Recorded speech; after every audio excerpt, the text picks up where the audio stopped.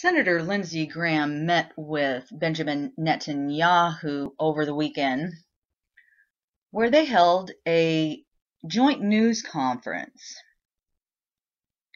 And at this press conference, Senator Graham, in his official capacity, put himself on the record as saying that he and the U.S. Congress will follow Israel's lead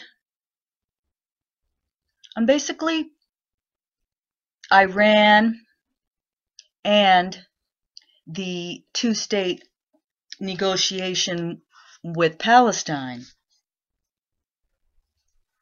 I'll do this in English rather than Hebrew, if that's okay with you.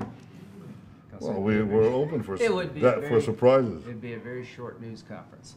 Number one, I wanted to come here in the most desperate way before the new Congress reconvenes to let you and the people of Israel know that the United States Congress, above all entities in America, has your back in a very bipartisan way. The Republican Party now runs the House and the Senate, and things will be a bit different, but one thing will be constant. There will be bipartisan support in the areas you just outlined. I'd like to let the people of Israel know during the recent conflict with Hamas, there were resolutions sponsored by Republicans and Democrats that passed unanimously, saying there's no moral equivalent between the tactics of Hamas and the IDF.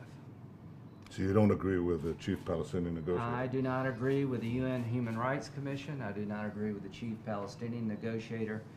I agree with the Prime Minister of Israel when he says that the Hamas regime does everything they can to kill children, and the IDF does everything they can to avoid killing Palestinian children.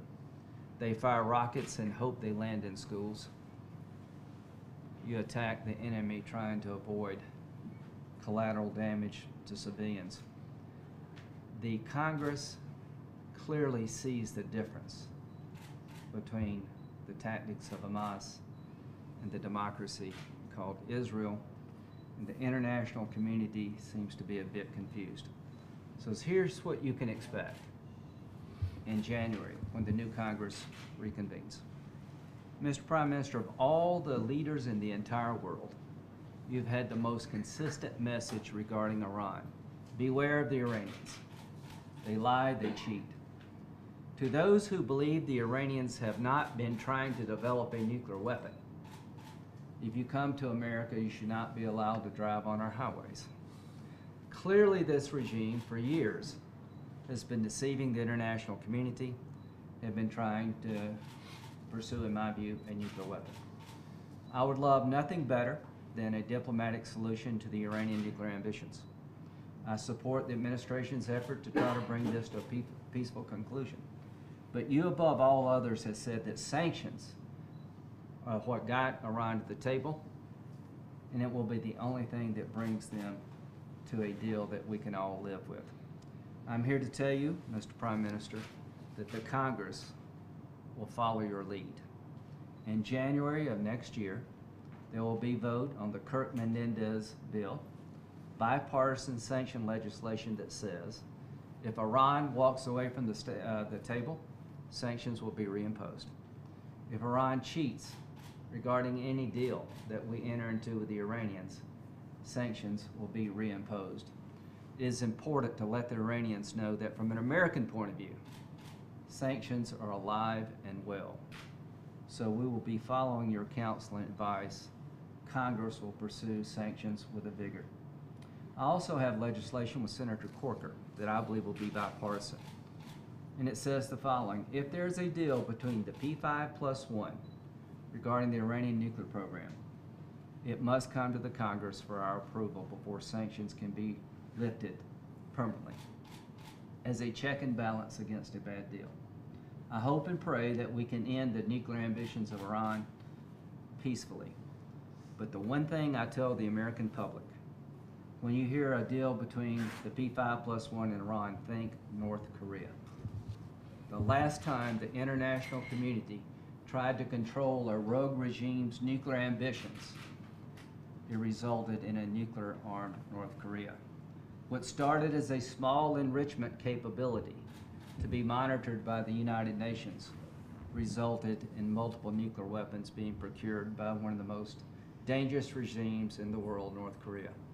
I fear above all else, Mr. Prime Minister, that if a deal is done between the P5+1 that allows an enrichment capability to be given to the Ayatollahs in Iran, that we will suffer the same fate.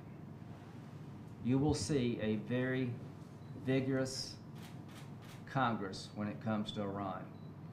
You will see a Congress making sure sanctions are real and will be reimposed at a drop of a hat. You will see Congress wanting to have a say about any final deal. As to the United Nations and the Congress, you will see the following. There will be a violent pushback if there's any effort by the UN Security Council to set the terms of peace negotiations, avoiding direct talks. President Obama in 2011 said the United Nations was not the right venue when it came to discussing the peace process and reaching a two-state solution. I agree with what President Obama said in 2011. Any effort by the French, the Jordanians, or anyone to avoid direct negotiations between the Israelis and the Palestinians over the peace process, anyone who tries to take this to the UN Security Council, there will be a violent backlash by the Congress that could include suspending funding to the United Nations. We will not sit back and allow the United Nations to take over the peace process. So on behalf of the American Congress, the people of South Carolina, I am honored to be in your country yet again. And what brings me here so many times is common and shared values and common and shared enemies. The fate of one country determines the fate of the other. It's friendship, friendship, just the perfect friendship. When other friendships defend forget. Put up your dukes! Ours will still be it. They're the best friends we ever had. That's for sure. Gee, Ethel, thanks. It's times like this when you know what friends are for. If I'd known this is what friends are for, I'd have signed up as an enemy.